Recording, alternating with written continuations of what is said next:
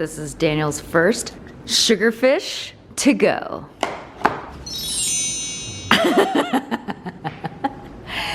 You're so happy.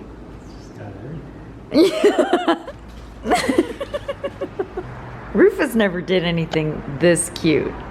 Rest in peace, Rufus. But like, my God. Sean's gonna charge me for overtime. You should actually, right?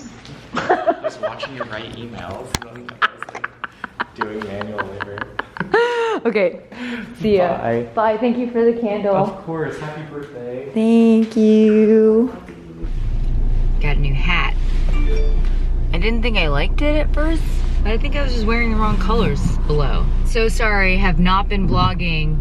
I have been doing a ton of presentations. Whenever I do presentations, you have to kind of like have a story, and you need to have a through line, like the theme, the idea that you're trying to tell. Then you need to build points, context, exercises, kind of emphasize those points and bring them to life. And then they all need to have a transition. It's almost like writing a song, but not as hard. Way easier than writing a song. And then, that's my alarm.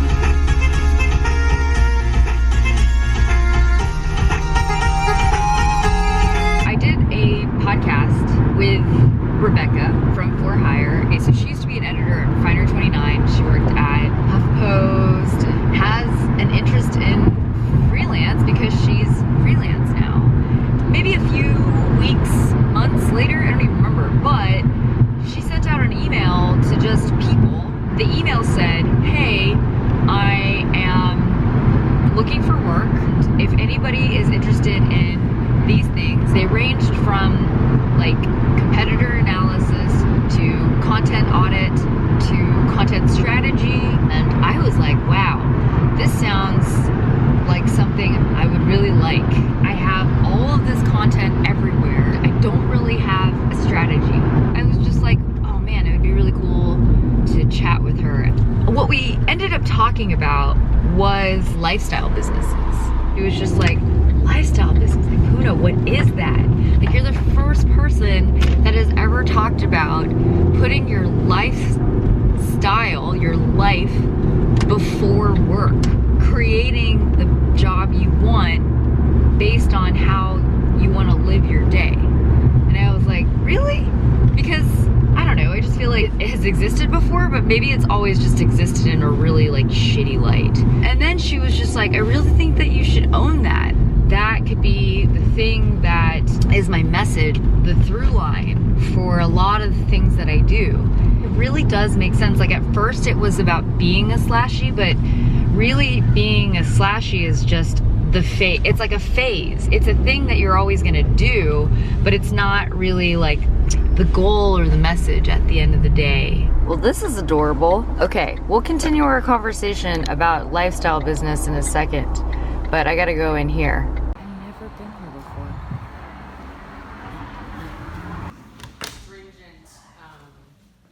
I just got back from a day of with Mika at Loom. My heart feels good. Say hi, everybody. Hi.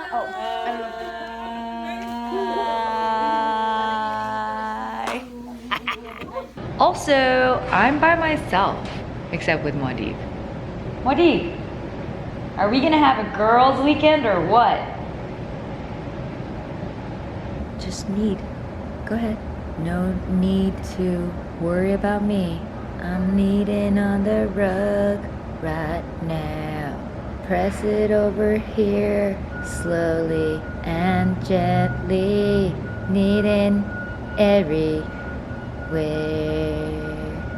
It's 4 p.m. and that's when I like to knead on the rug.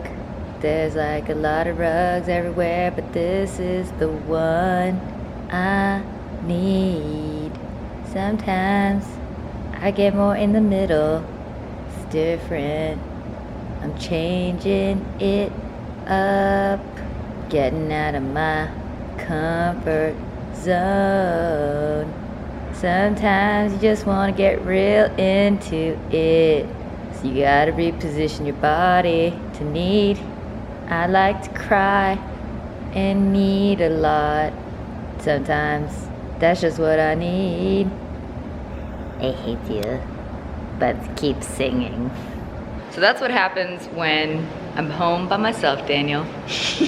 So I'm gonna turn on some lights here. This light, turn on this light. This light. Maybe some lights over here. Ooh, apple. So Daniel went to Toronto to visit his family. I stayed back home. One of the things that I love to do is have all the lights on really, really bright. Daniel doesn't really like it, but I like it. And also, I'm gonna make it cold, like 76, maybe even 75. That's right, Maudie. And we're gonna have a girls' weekend, which probably means a lot of vlogging. I'll finish my conversation in a second. I wanna eat some apples. Daniel is out. I'm going to be by myself for a weekend. I don't think I've been by myself for a weekend ever. That's so weird because Daniel's always home. Or we're together here.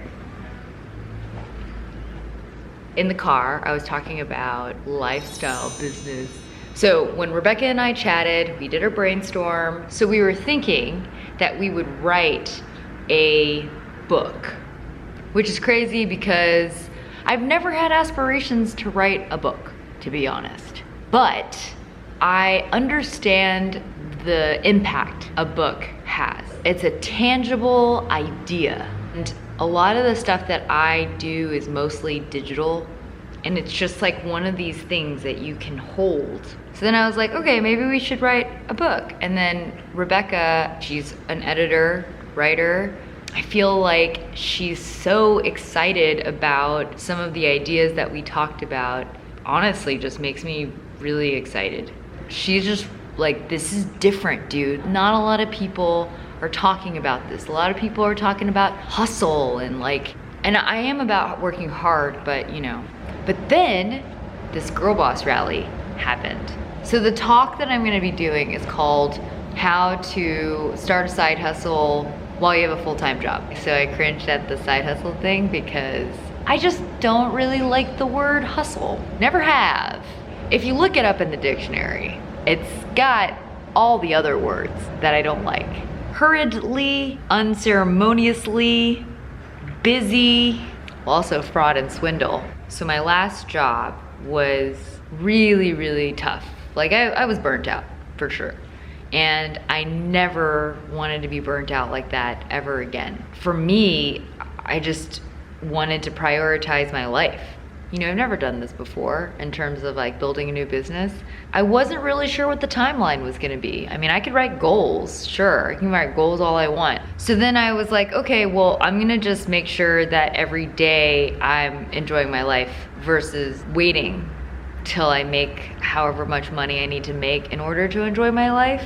I already tried that with the past job and that wasn't working out for me. There's startup businesses too, right? Here's the difference between a startup and a lifestyle business. A startup's goal is to grow big enough to provide a return to investors. And then a lifestyle business, their goal is to provide a great quality of life to its owners. Like a lot of people think that lifestyle businesses are not big, but that's not true. People think that they don't have a lot of employees, but that's not always true either. ConvertKit actually is a really good example of a company that makes a good amount of money. Actually, if you Google ConvertKit's MRR, their monthly recurring revenue, they show everybody how much money they make.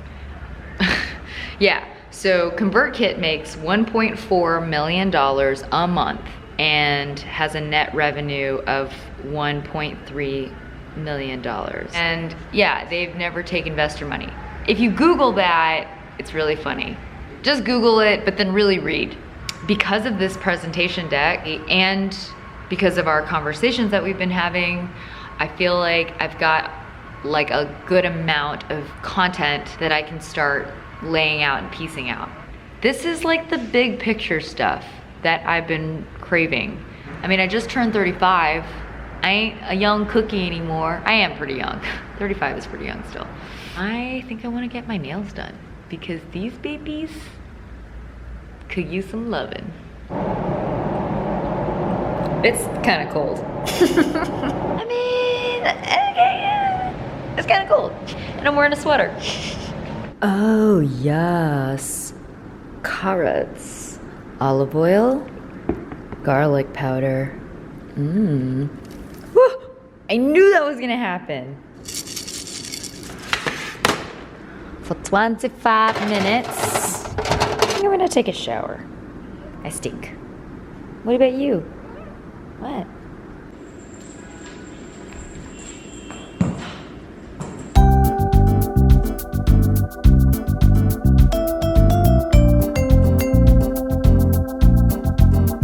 Okay, so I wanted to show the deck that I made for the high school girls that I just talked to. So my friend Mika, because she's an amazing person, goes to this high school, an all-girls high school. I've held a weekly writing group at this school for 3 years. I use council-style writing to create a space where the girls can explore various things that are going on for them in their environment.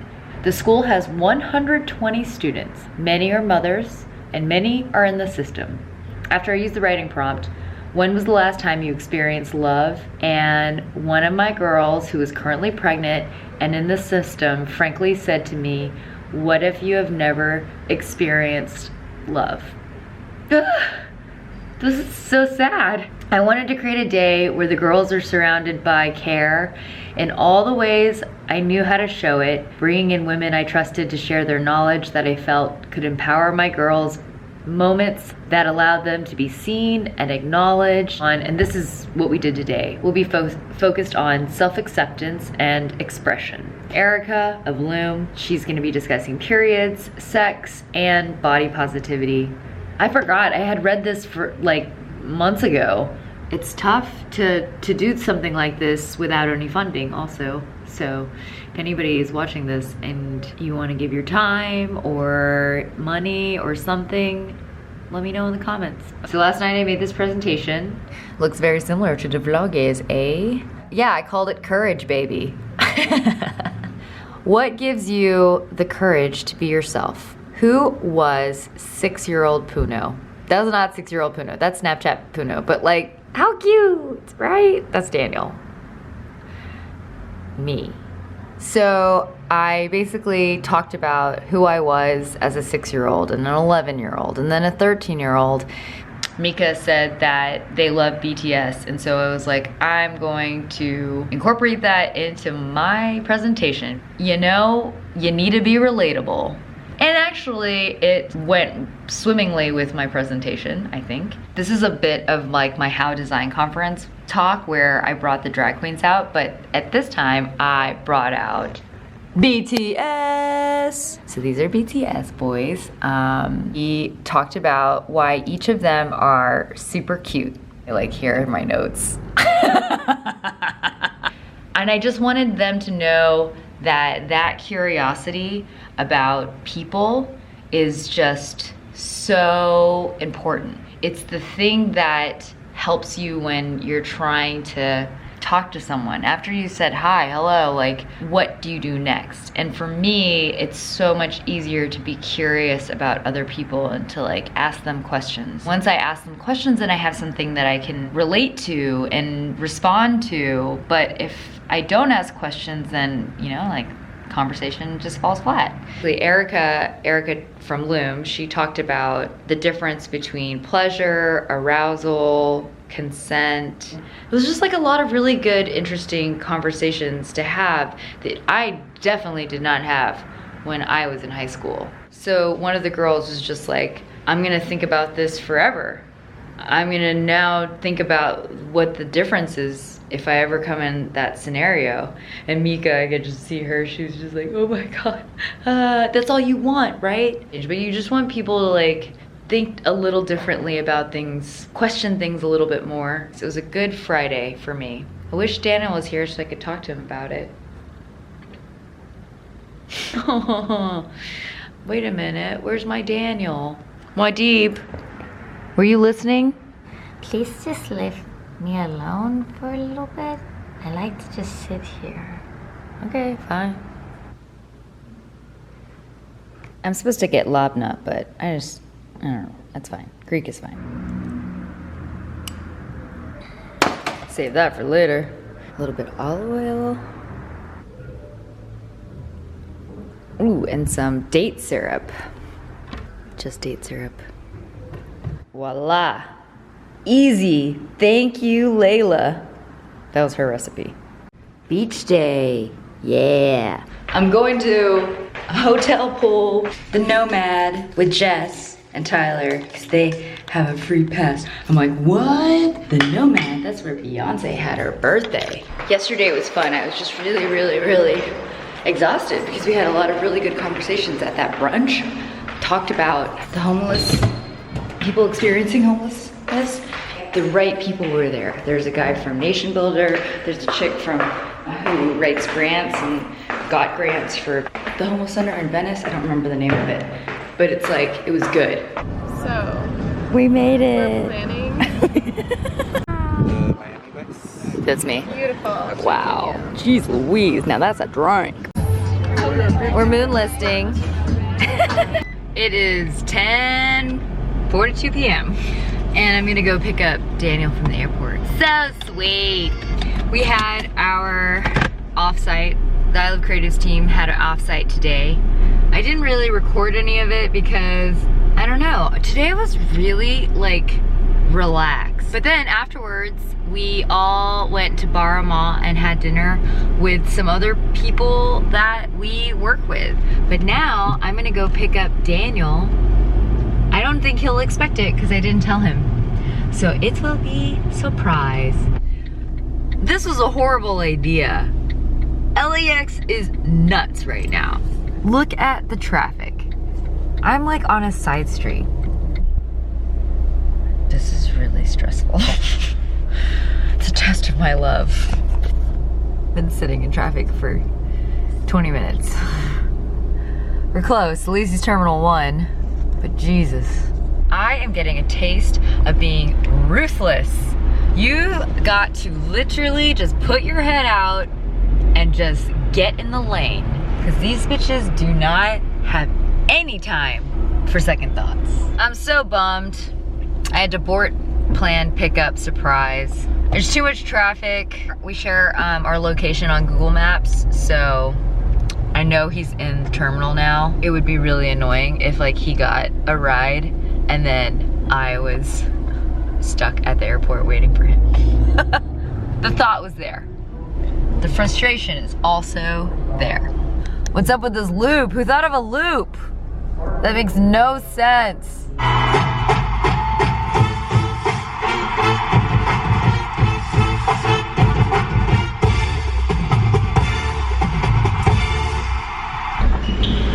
It's crazy. Hi. Hi. Shoot, I missed my left. That's why we left early, Puno. That is why we left early. I feel